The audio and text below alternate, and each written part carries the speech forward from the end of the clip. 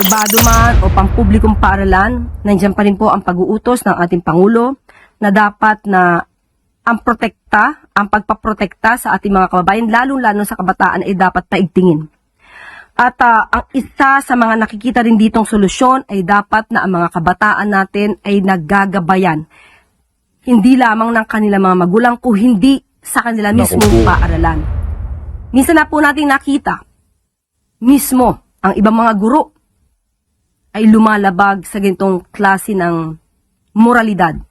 Sila minsan ay nagtuturo sa kanilang mga estudyante kung papaano maging walang modo. Ito mga ka-update, ito talagang si Auntie Claire. Kaya pinag-iinitan ho siya na itong mga guro ngayon ng ating mga public servant mga ka-update. Mantakin po ninyo yun, yung nangyaring insidente dyan sa Zamboanga. Parang pinapamukha pa ho nito si Auntie Claire Castro na ang may kasalanan ng nangyaring insidente dyan yung mga guro pa. Ganyan ho ka talaga kawalang hiya. Ito si Auntie Claire Castro. Mantakin po ninyo yun mga kapatita. Parang ibinibintang niya pa ho sa mga guro ang nangyayari diyan sa mga insidenteng sunod-sunod na barilan, putukan sa loob ng eskwela. Ito mga kapatid, maging diretso ho tayo. Bakit po ba nagkakaroon ng ganyan? Unang-una ho sa lahat, etong si John Vic Remulla, di ba sinasabi niya ho sa pagpapapogi niya dyan sa kanya-kanya mga press con na ligtas na ang Pilipinas, bumaba na yung krimen. Ito naman si Kiko mga kapatid, Kiko Matchin.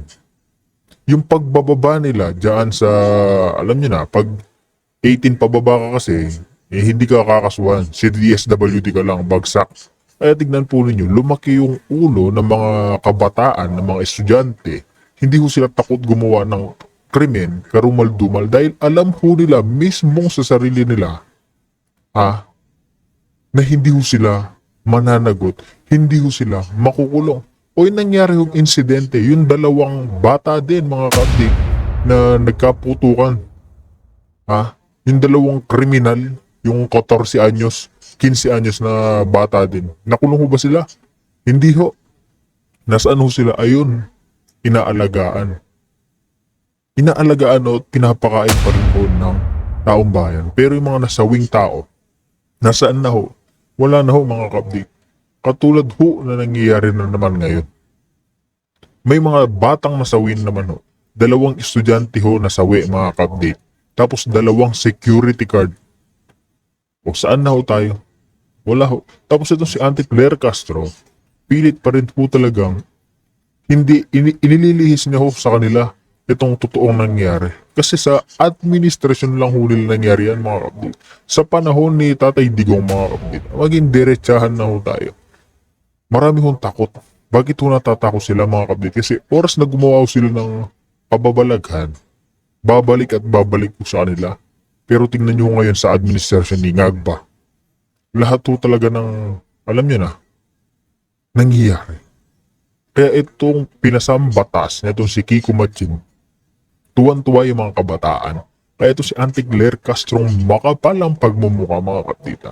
Kaya kayo na hong bumanat dyan sa ating comment section. Ito, meron pa ho ito dito mga kapatid. Meron ho kasing isang group na ayan, nagngangalang Lenny Nation. Ayan, mga kapatid, nababasa nyo sa ilalim.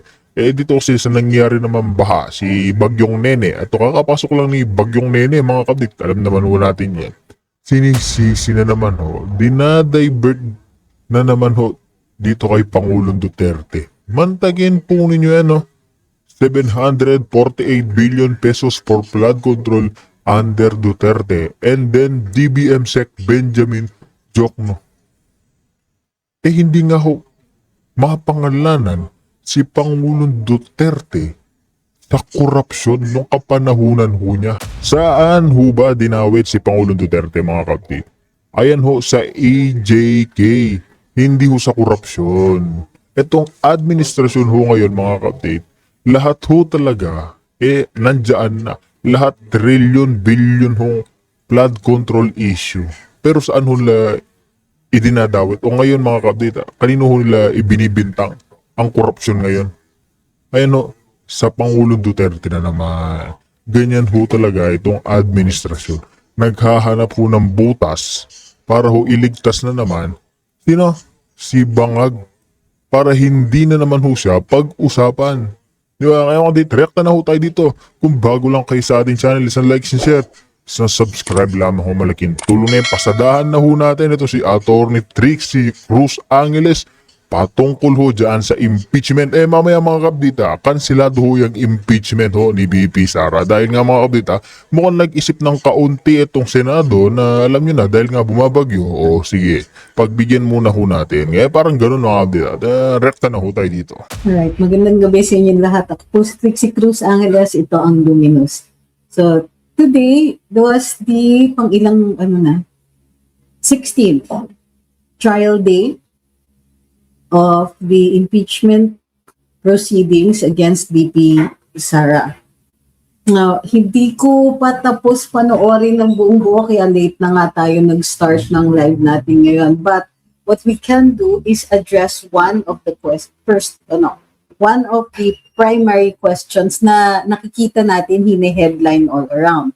Ang headlines ng ibang mga mainstream, tinitignan natin is yung si Miss Gina Acosta, the Special Disbursing Officer of the OVP, admits, yun yung term na ginagamit nila, no? Admits that it was VP Inday's instructions daw for her to release yung term na ginagamit, to Colonel La Chica. So, bago tayo magpatuloy, huwag pong kakalimutan, like, share, follow, and subscribe. Okay, yan.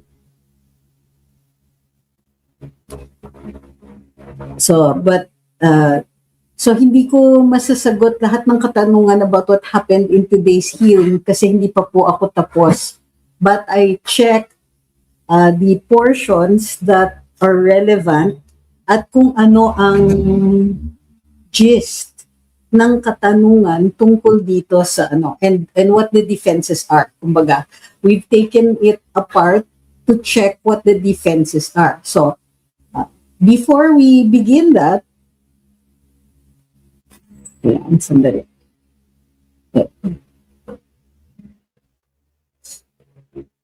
Yeah. Before we begin that, let's characterize what is going on so far.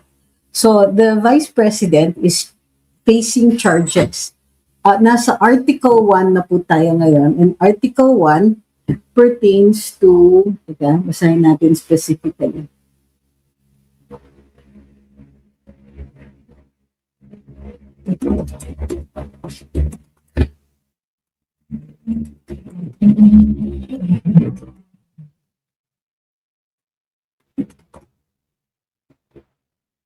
The articles of impeachment.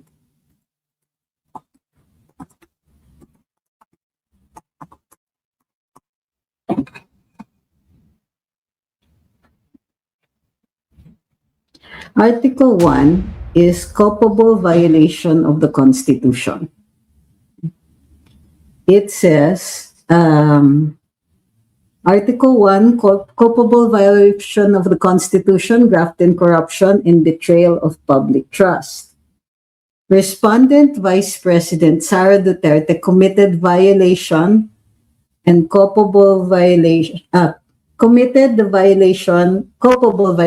the Constitution, medyo awkward, graft and corruption, and betrayed public trust through the systematic misuse, misappropriation, and irregular liquidation of confidential funds amounting to 500 million released to the office of the Vice President and 112,500,000 released to the Department of Education.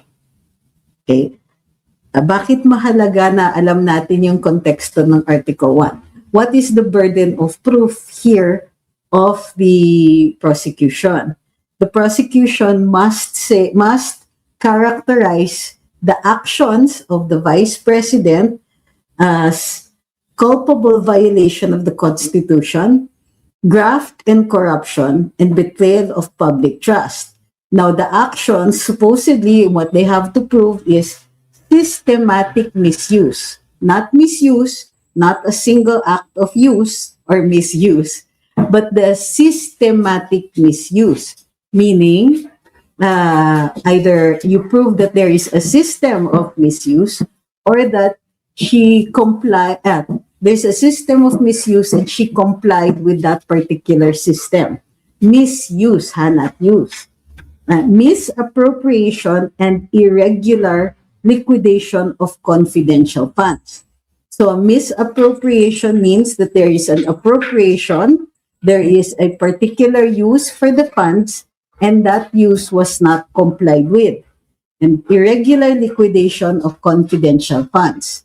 Now, the burden of proof has to be of such a level that it is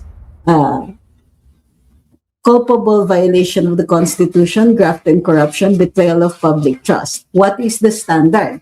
The standard is, if this is a criminal case, it would be similar to the level of high crimes. High crimes are crimes usually against the state, the worst possible crime that you can commit. So, if there is misuse, it must be systematic. If there is misappropriation or irregular liquidation of confidential funds, it has to be at the level of high crimes. It cannot be at the standard of a mistake, an error. It cannot be at the level of anything less than that. So I hope medyo malinaw yan. We can elaborate later on. Okay. So, ang pinaka nakikita natin na headline ngayong araw na ito, of course, is yung release daw, the admission of Miss Acosta that she released funds to Colonel La Chica. Miss Acosta is the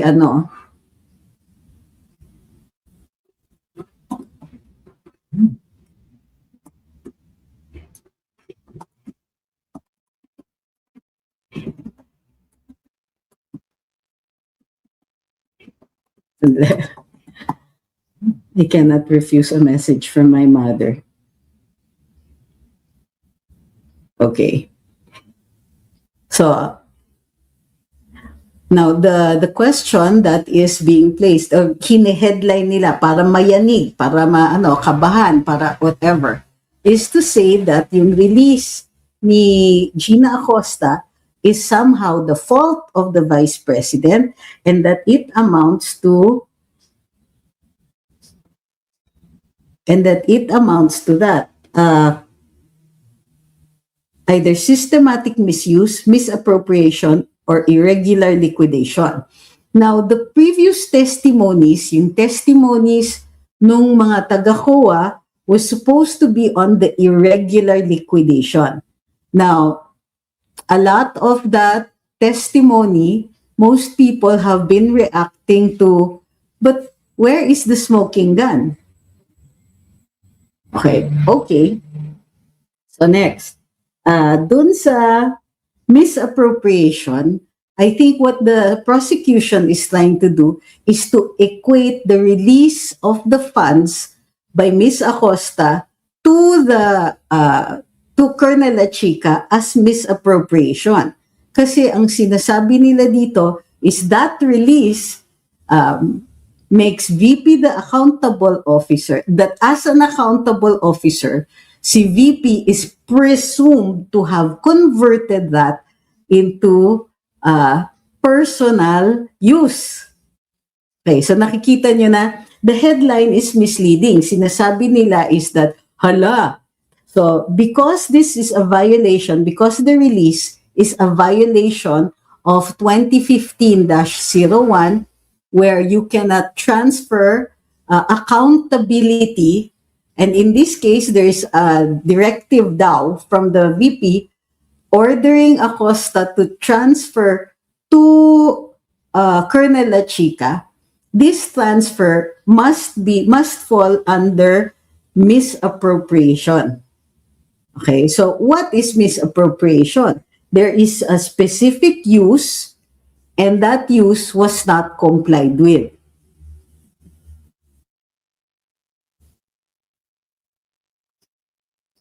Ayun, sabi ni M25, pinipilit nga ni Attorney Ligutan yung word na minadali. Buti nandyan si Senator Cheese para i-correct, kaloka. Yes, because it was not in the testimony. So, misleading yan. Yan talaga yung misleading na na katanungan. Okay?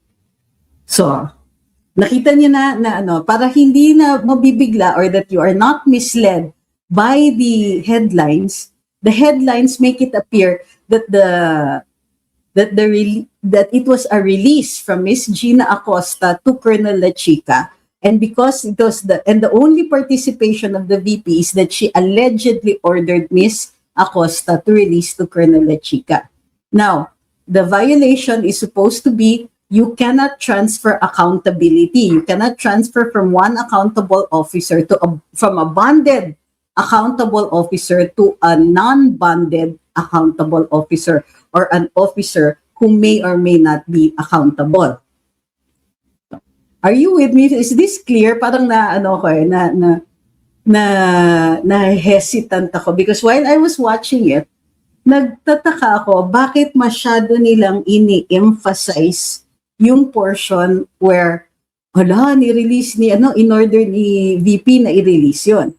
So, yung predicate na yun was laid before in the testimony of the COA auditors. Kasi ang sinasabi ng COA auditors is, nung nirelease kay Colonel La Chica, disallow nila yon because that release daw is disallowed under 2015-01 because you cannot transfer. So, in other words, si Ms. Acosta yung disbursing officer, tapos si Colonel La Chica, is supposed to be like the executive officer.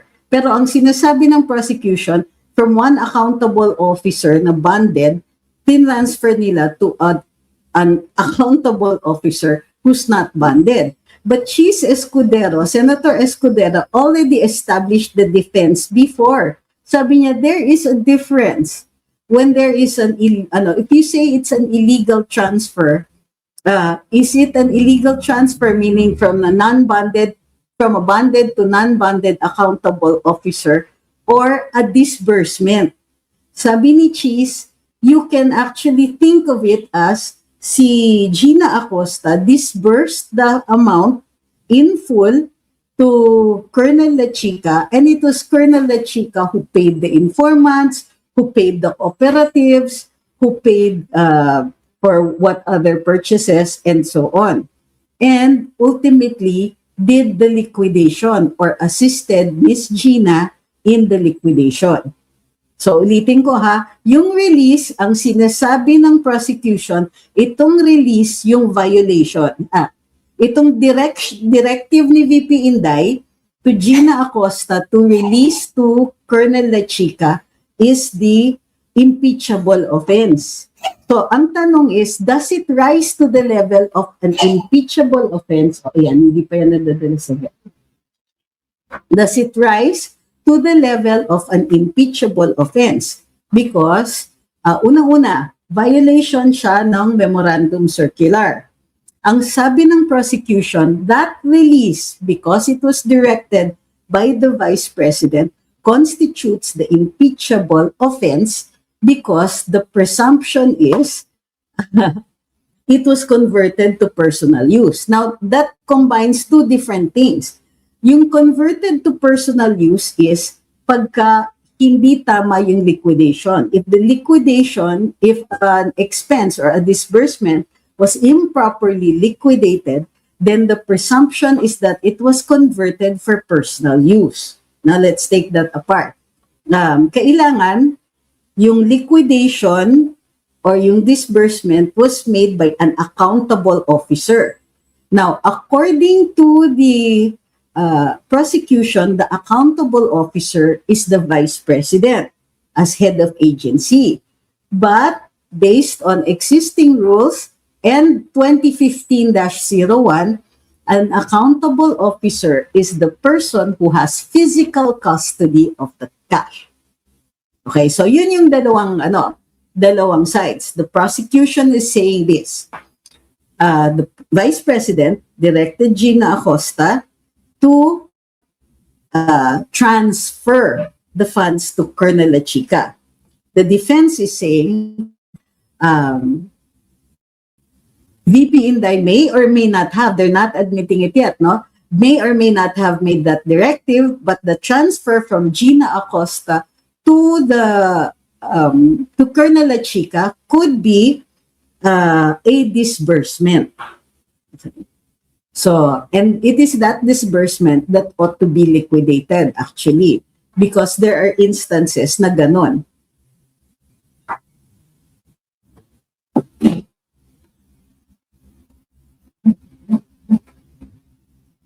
Yan, sabi ni Par. Please correct my name. Paulit-ulit siligutan sa tanong na sila Chika nag-disburse ng 125 million. Mukhang misleading question pero hindi na object ng tama ng defense lawyer. Well, ganito yan eh. Maybe they think that it is not fatal. Kasi hindi pa nagpe-present, this is not the presentation of evidence by the defense. The defense can merely cross-examine. And during the cross-examination, to test the veracity of the direct examination.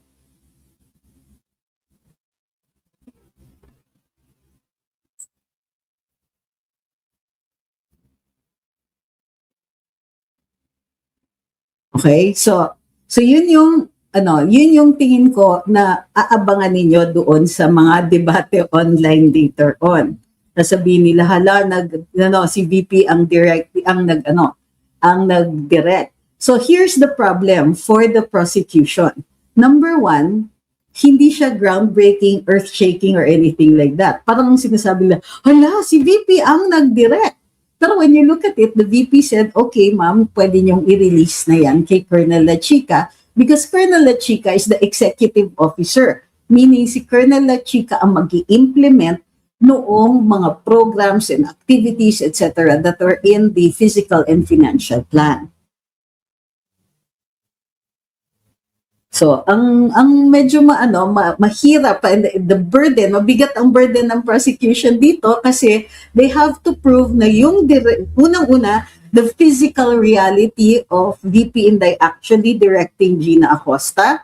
Number two, they have to prove that directive is a violation of the Constitution, culpable violation of the Constitution. Now, it violates the memorandum circulars, but is it misuse? Is it misappropriation? Diba? Is it improper liquidation? And is improper liquidation, does that constitute graft and corruption? Does the misuse or misappropriation constitute graft and corruption of the standard to which it must rise to in order for it to be impeachable? So, yan ang burden ng prosecution. And that's where we say na, sige, pero hindi naman impeachable yan. Sige, nagkamali siya. Whatever. So, for purposes also of being an impeachable offense, the question is, how bad does it have to be? That's the question. Kumaganda, how bad does it have to be for us to be able to say na, there is something wrong with this transaction, there is something wrong with this release, so that it counts as an impeachable offense.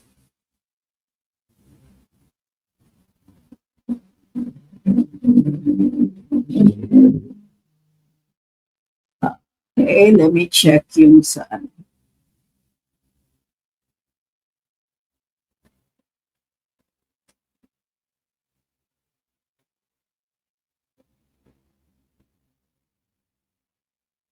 Cheese Escudero deferred the formal ruling on the conduct of Attorney Ligutan. Kasi tinatanong ni Ms. Tina, di ba sinabi ni Cheese announcing decision today? Well, they deferred it because they have to conduct something like a trial, give Attorney Ligutan an opportunity to explain. So he has to be accorded due process.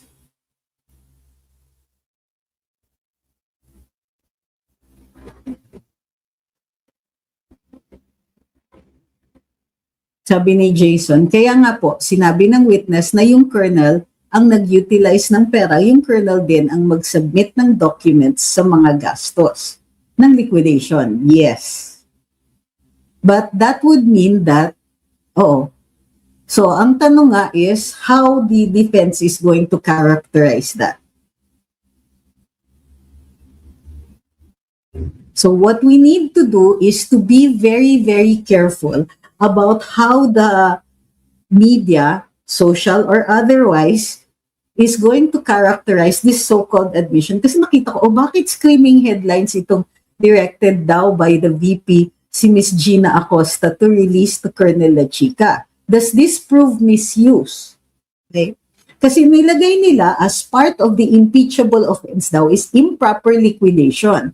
Now, in COA, if you improperly liquidate, that does not necessarily mean that you misappropriated. That does not necessarily mean that you used it for your personal interest or it was used for your personal expenses.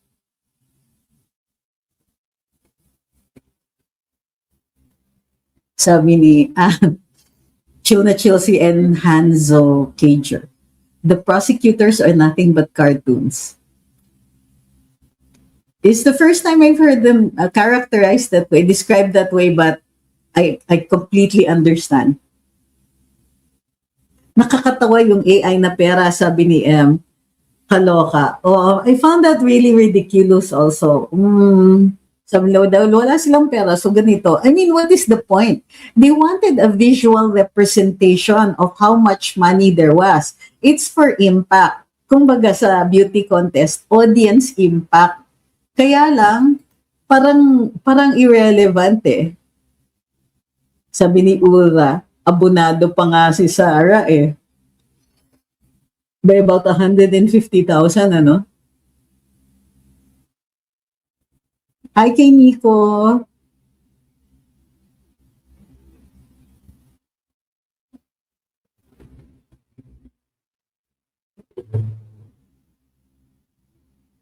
Sabi ni Rain, kahit grade 1, maiintindihan yung flow, ginugulo lang nila ang situation.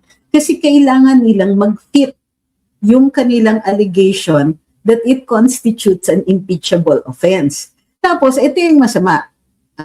Sinasabi nila kasi that there is a presumption of personal use kung improper yung liquidation. Doon sila kumakapit talaga. For them, kailangan kasi mapakita nila, in order for us to be affected, kailangan mapakita nila that VP Inday used that for herself. Okay? For whatever personal interests there may be. Now, they cannot prove that. They cannot prove that VP Inday spent the money. They cannot prove where the money went that would constitute her personal interests. So they're relying on what we call a presumption.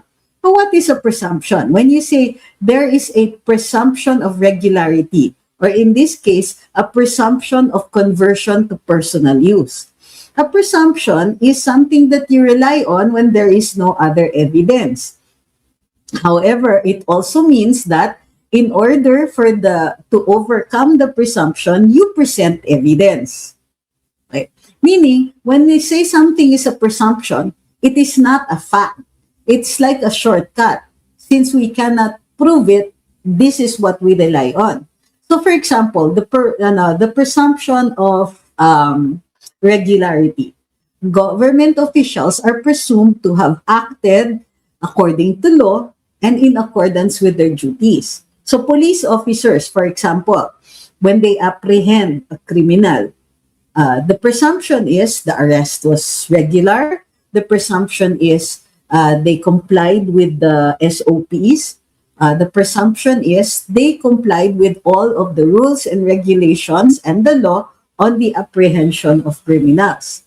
Now, that presumption will stand if you don't provide evidence. If you don't challenge it, the presumption will stand. Meaning, as far as the trial court is concerned, that is already established as a fact. However, if you say, no, they did not, they violated the law. For example, they did not read me my Miranda rights. Okay. So Miranda rights are part of the regular process of apprehending a criminal. So walang Miranda rights, then the arrest will become illegal. So if an accused says, hindi ako binasahan ng Miranda rights ko, at mapatunayan niya, like there was an existing video of the apprehension all the way hanggang pagdating sa police station, then that presumption is overturned. Pero even if you submit evidence but the evidence is not clear or does not tend to prove your allegation, then the presumption will remain. So the prosecution is actually relying on a presumption that might not even begin yet. Kasi ang sinasabi is, the presumption is, if a disbursement is improperly liquidated, then the presumption is that it was converted for personal use. Pero whose personal use? It has to be the personal use of the accountable officer. Who is the accountable officer? According to the defense, the accountable officer is the person with actual physical custody of the cash. So, ang sinasabi ng prosecution, the accountable officer is the head of agency. So, dyan ang bakbakan ngayon. Who is the side that will be more persuasive? Pero ito yung sinasabi ko, in a criminal case, and this is not a criminal case, in a criminal case, kung meron pang discussion or something unclear about how to execute the law or the rule, then nagkakaroon na kagad ng kumbaga, hindi ka naaabot sa beyond reasonable doubt. It becomes reasonable doubt. If the interpretation of the law is vague, or the law itself is vague, or the manner in which a law must be executed is vague, and that you have to rely on research in order to determine the correct implementation of the law, then there's already probable cause. But this is not a criminal case, so probable cause might not factor into it. Pero the question is, for you, an ordinary person, ordinary citizen, what constitutes evidence that will persuade you that whatever it is that the Vice President had done is an impeachable offense? Grabe si Ma'am Tina, oh. Sabi niya, sobrang fiesta ng mainstream ngayon. Wala nga masyadong ganap ngayon except for Ligutan's new shade of lip tint. But, but what they're trying to do is they're trying to collapse two things together. Yung accountability ng officer at saka yung presumption. Diba? So, yung accountability na yun, yung presumption na yun, relates to an improper liquidation. Yung transfer na yun, does it go into an accountable officer, who is the accountable officer, etc.? Or what kind of transfer was that? Does that transfer violate 2015-01, or does it not? Was it a transfer or was it a disbursement?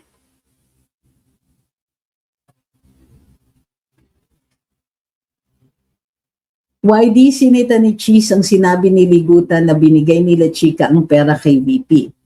You see, this is presentation of evidence for the prosecution. Tama kayo that was objectionable because it is a conclusion. You don't make conclusions, you present your evidence.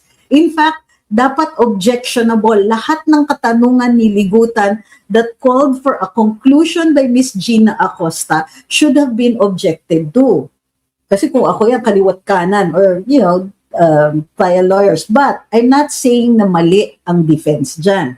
What I'm saying is that perhaps they are thinking that there is still an opportunity na salagin yung mga sinasabi. Like, for instance, yung sinabi ni Attorney Migutan na binigay nila Chika kay VP yan. That is not established by the evidence. Diba? Just because Miss Gina released to Colonel La Chica, yun lang ang napatunayan through the testimony of Miss Gina. Unless she saw Colonel La Chica hand it over to VP, there is no evidence of that. So, the defense can actually present evidence to indicate otherwise, or even can say that, well, there's nothing to object to because clearly that is an unsupported statement.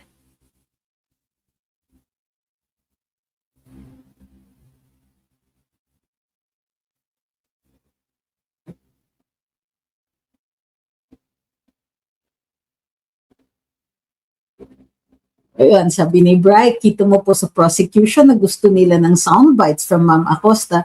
Kaya ngayon, yun na po ang ginagamit ng mainstream media. Alam na this. Pero itong tanong ko, before our discussion today, ano ang impression ninyo? Were you convinced? Did you think that based on the direct examination today, were you convinced of that whatever it is that happened there is an impeachable offense? Hindi ko po nakita nagwala si Tulfo. Because they were because ang bait-bait everybody was, si Miss Acosta was having difficulty expressing herself or understanding Attorney Ligutan. Yun ba yun? So sabi ni Jay, no, hindi siya convinced. Doon sa especially now, 'di ba, nasa headlines palalo. Based on what was revealed by Miss Acosta, allegedly by Miss Acosta, were you convinced that this particular directive already constitutes an act that would be impeachable?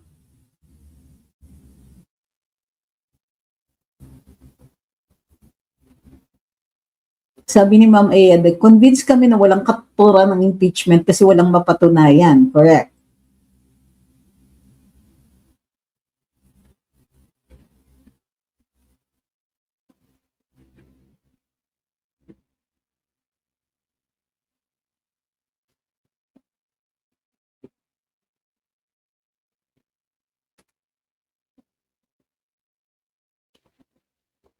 Hi kay Kenny.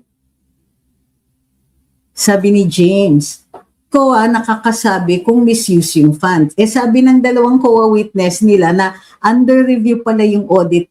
Wala audit lang, wala pang notice of finality. Not only that, wala silang nilagay doon na misuse. Yung liquidation ng yung pinagdidiskitahan doon. And nothing in the notice of disallowance or the audit observation memorandum uses the word misuse, corruption, or misappropriation.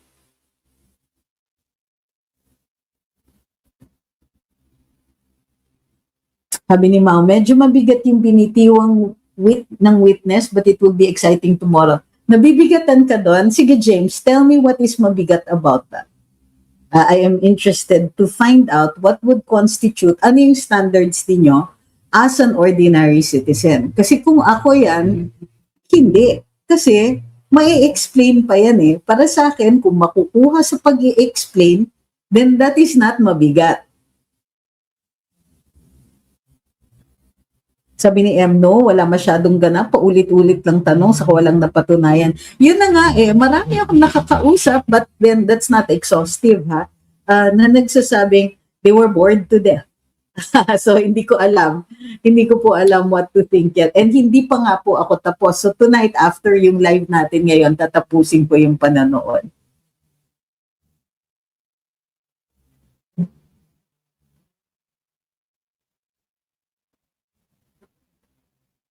Sabi ni Zeph, wala po ba tayong delegated act? Sige, what do you mean by that?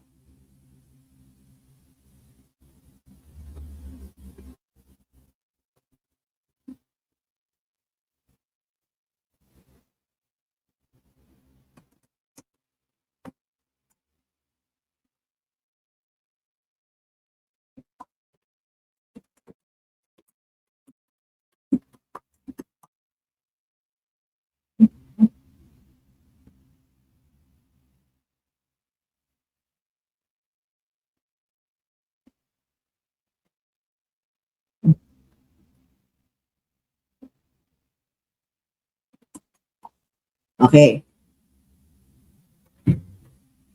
Sabi ni Cute, may props pa sila na additional basura para sa bahay.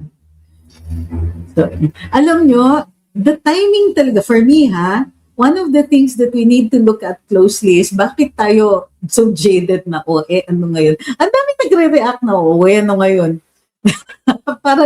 parang ganon, na parang pilit na yung comms ng kabilang panig. Like yung press conferences, tignan niyo yung mga hinihirit ni Congressman Abante. Parang, magpakita siya! Nasaan siya? Nasaan yung Vice President? Doon! Okay, so what? Unang-una, so what? They cannot allege it as a crime. They cannot say that she is a bad Vice President.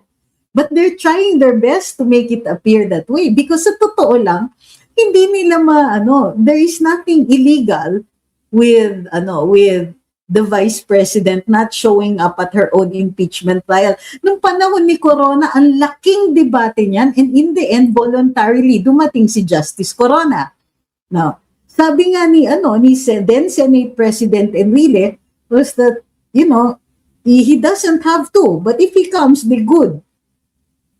He doesn't have to be there because nga, there is no force in the world, like Chisa Escudero is fond of saying, that can compel her to attend. Because it is, first of all, it is her right to confront witnesses, to be present. A right that can be waived.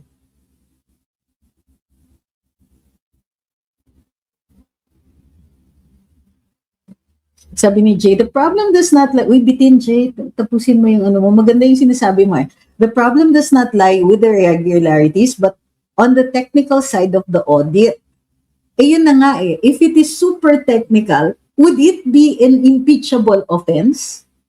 Diba? Dapat yun ang teka muna. And especially, if for instance, for the ordinary layman, na nahihirapan tayo to begin with, to make sense of so many regulations, would it constitute an offense that would be impeachable?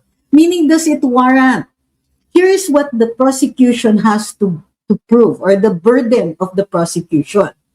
They're looking at an official who has a mandate of 32 million, one of the largest votes in history. She carries that mandate. The impeachment proceedings will overturn that mandate.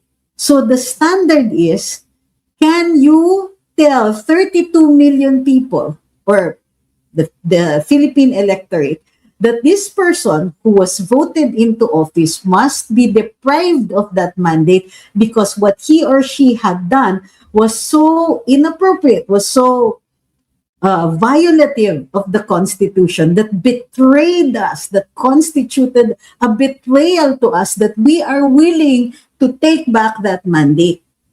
Sa totoo lang, ako, as a voter, I want to take back a mandate, but not the VPs. Diba?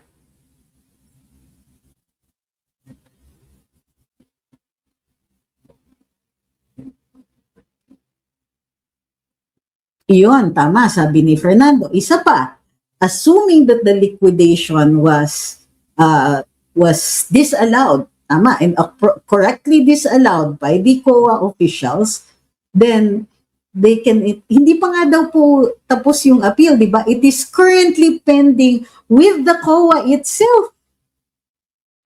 So, paano yun? May MR pa yata. Sabi ni Hiraya, ako nadagdagan lang yung galit ko kay Erwin Tulfo. Parehong Bisaya ang parents ko at yung pangmamaliit niya dahil hirap magtagalog really hits home for me. I thought that it bordered on bullying. Bakit yan? English or Tagalog? I understand where he's coming from, by the way, ha? Pero para sa akin, the way that she was already trying to... She was struggling to express herself. I think basically naiintindihan niya. Pero she was struggling to make herself understood. So she needed time.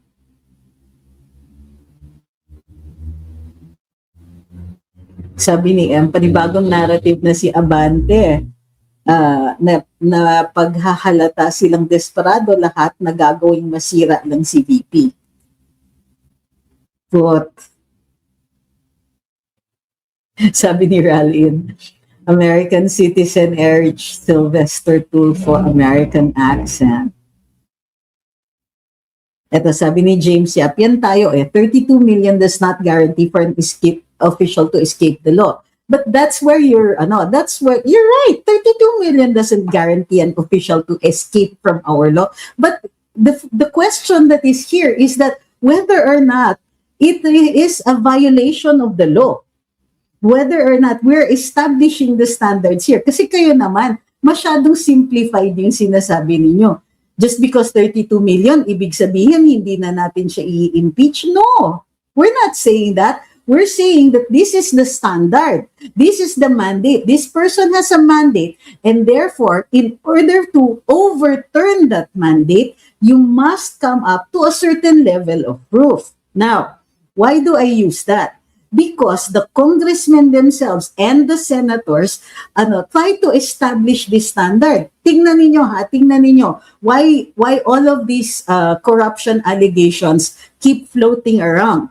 Because accountability for persons like for the legislators parang mas mahirap. Tingnan ninyo, they do not subject themselves to the jurisdiction of the ombudsman's administrative disciplinary actions.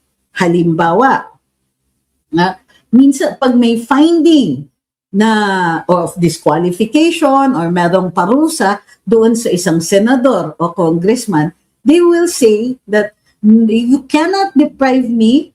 I was given a mandate. You cannot remove me. The ombudsman cannot remove me from office. So the only way that a legislator can be removed from office is through the ethics committee.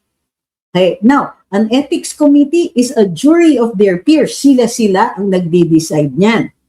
So bakit sa kanila, sa virtual immunity, basta magkakasundo kayong lahat, na and there is no directive from the president dahil kontrapartido ka na, or that you are already inconvenient, it's so difficult to remove a congressman or a senator.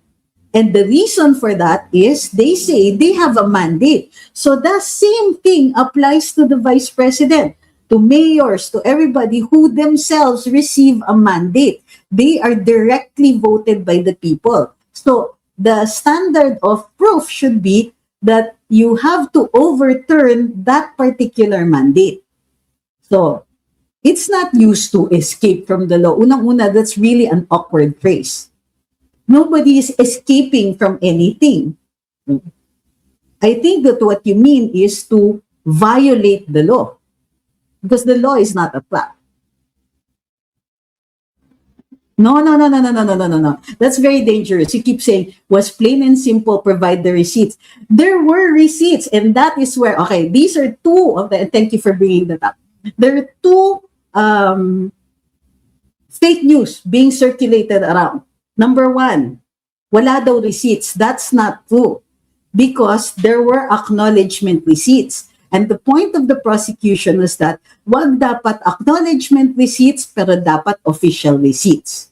So mali yan.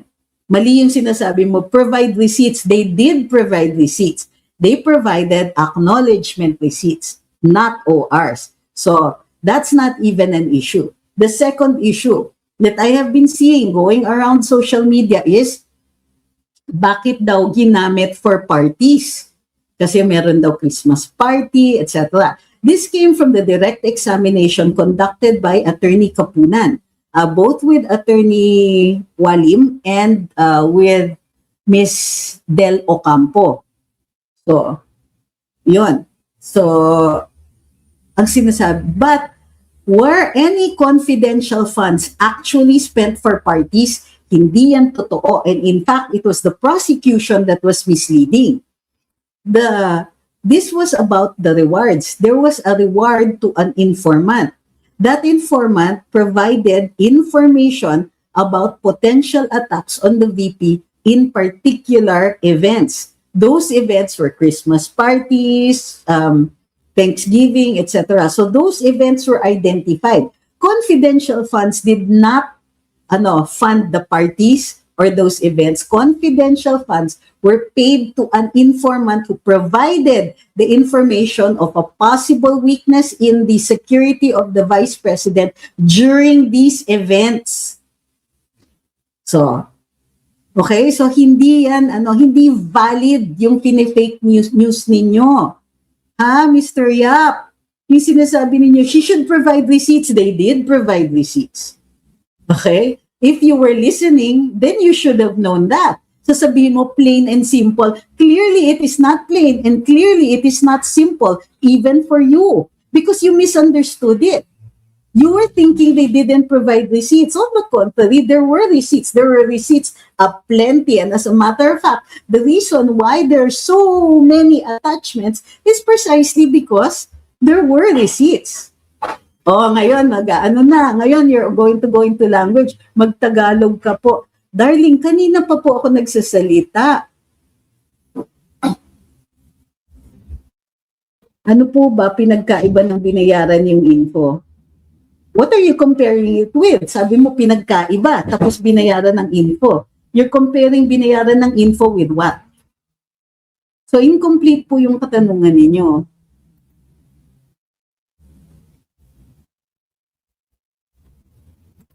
Sabi ni Leo, panluloko daw ginagawa ng witness, but actually conclusion na ni Eric Sylvester. Bastos. And you know, di ba si Ma'am Gina, napakabait ng dating.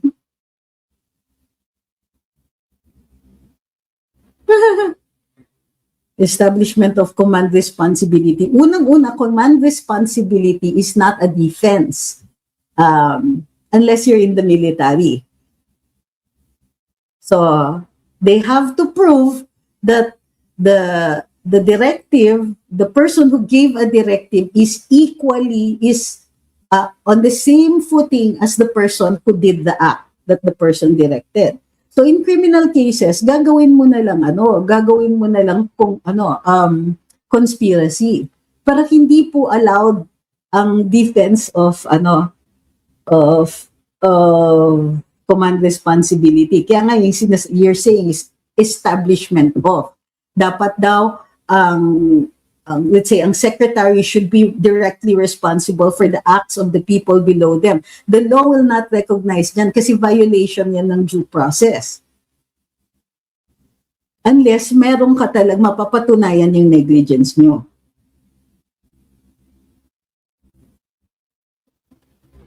Sabi ni Eyeda, komedya ng pagbabasihan, maliligaw ka talaga.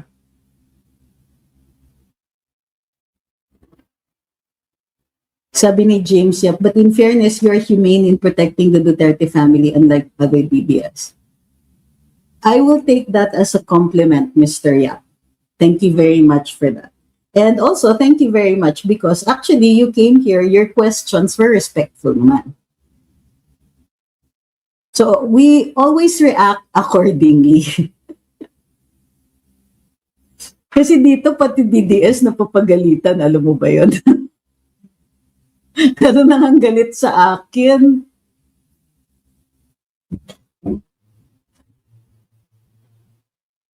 Pwede daw po ba kasuhan si VP Sara at magpawarrant sa kasong grave threat sa RTC? Kasi president lang po may immunity para kasi. We talked about that the other day, but it bears repeating, Sir Emmanuel. Okay, it's like this. Wala rin po wala sa Constitution yung immunity. Nasa Constitution kung sino yung impeachable officials. Now, it was the Supreme Court in a line of decisions that said the President is immune from suit. So yun yung nire-relayan natin. Which means that we can also establish through a Supreme Court decision the immunity of the Vice President. In other words, parang ito yung sinasabi ni COA auditor na it's allowed, it is neither allowed nor disallowed. It's not in the Constitution, but it can be established. Okay, we can prove that there is immunity on the part of the Vice President. Kasi titignan ninyo, kung impeachable na nga siya, well, tapos haharap pa siya ng criminal cases. Paano yan? You're liable for in two different venues for the same offense? Na although in criminal law pwede yon, pero parang the president wala, 'di ba? Except for impeachment, nothing. Bakit ang vice president iba? Sabi ni Fernando, may mga DDS dito pinapagalitan. Okay, sige, pag-usapan natin yan. Sabi ni Alan, legit ba na yung kumakalat na nagpasked daw si DP Sara kay BBM? That is not true. And yes, nagpatanong na kami and it is not true. Not true at all. So, look, BBM is the most incredible person in the country right now. Not credible na to. Ba't siya makikipagkita? After everything that he did to her family, to her friends, to the people who support her, how many times he just does not even come up to scratch. I mean, really, bakit ka makikipag-meeting dyan? Sa totoo lang, right now, if you relate it to the amount of support that she has, wala si BBM. Bakit ka makikipag-meet? Nandito ka na, makikipag-meet ka pa dun sa nandito. Sabi ni Miss Rain, baka nag-hallucinate lang.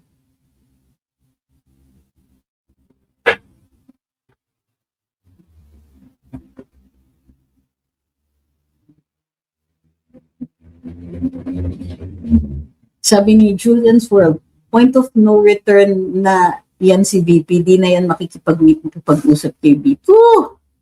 Sabi ni Patatutini, Eric's tirade on the use of Bisaya was uncalled for. Ligutan prides himself as a Bisaya, which Acosta apparently felt comfortable. In the HOR hearing, no such scenario happened despite Garin being there.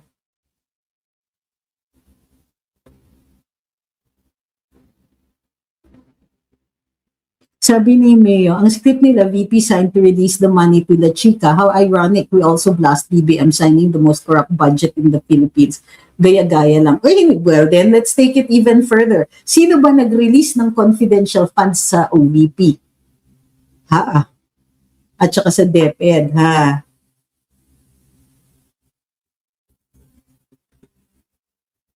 Sabi ni Mayo, bawal ang bobong calls daw dito sa Sabi ni Samurai X, si Marcos ang dapat ma-impeach. Ang dami na niyang ginawa na betrayal of public trust. Oo, totoo yun. At yun talagang ramdam na ramdam mo yung betrayal part, di ba? Sabi ni Ralph, bawal po ba talaga ibigay kay La Chica yung funds? Yun na nga ang debate. Kasi if it was a disbursement, hindi siya bawal. If it was a transfer at naging accountable officer si La Chica, yun ang bawal kasi hindi siya bonded.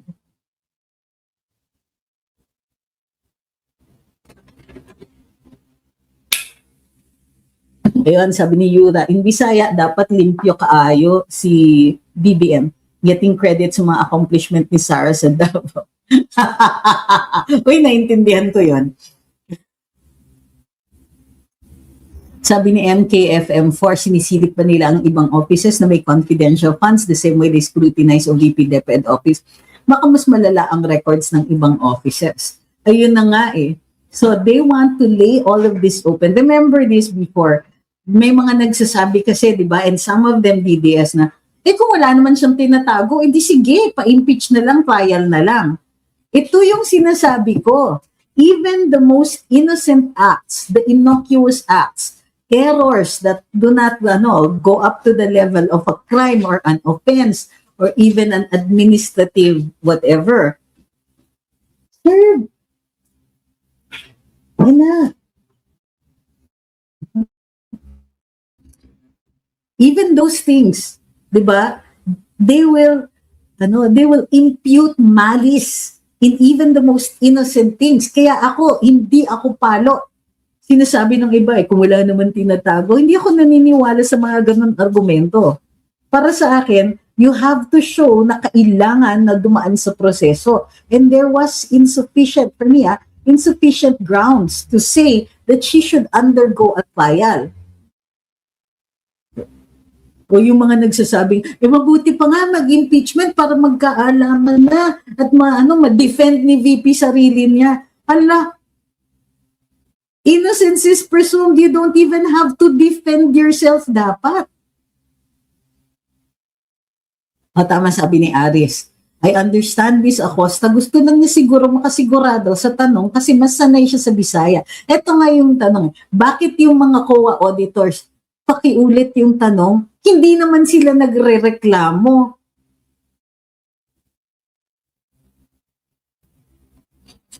Sabi ni Rafi, you're quite close with some people in the military. Have you heard about sentiments of our MIUS? About how the prosecution is exposing some of the military's intelligence and recon operations? Actually, yes. It's not evidence kasi, pero sinasabi nila, ibig sabihin now, yung mga ganyang operations, sino ang nagbe-benefit pagka nilalantad ng ganyan? The law, the Constitution, according to the Supreme Court, allows for certain things to be kept secret. Allows for state secrets. Diba? The right to information, the freedom of information has its limits the same way that the freedom of speech has certain limits. And what are those limits? Remember before, si Richard Nixon, he recorded some of his meetings with very close people where they were discussing criminal acts. Those White House tapes, the recordings, and then merong iba doon na mga sinira. The question now there is, are these discussions, should they be open to the public? Kasi if you open certain conversations to the public, nobody will be able to tell the truth because natatakot sila. You must be able to be free to debate, to talk about these things, to talk about even state secrets. You must be protected from that in order to be able to have difficult conversations.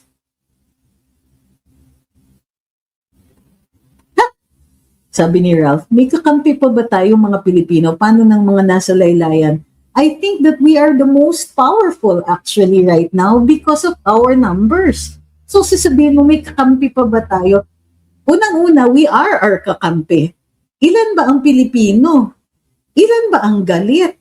Pag tinignan niyo yung numbers doon sa surveys, plus performance, ang dami natin who are siding with VP Inday. So why are you saying may kakampi pa ba tayo? Naghahanap ka ng kakampi na support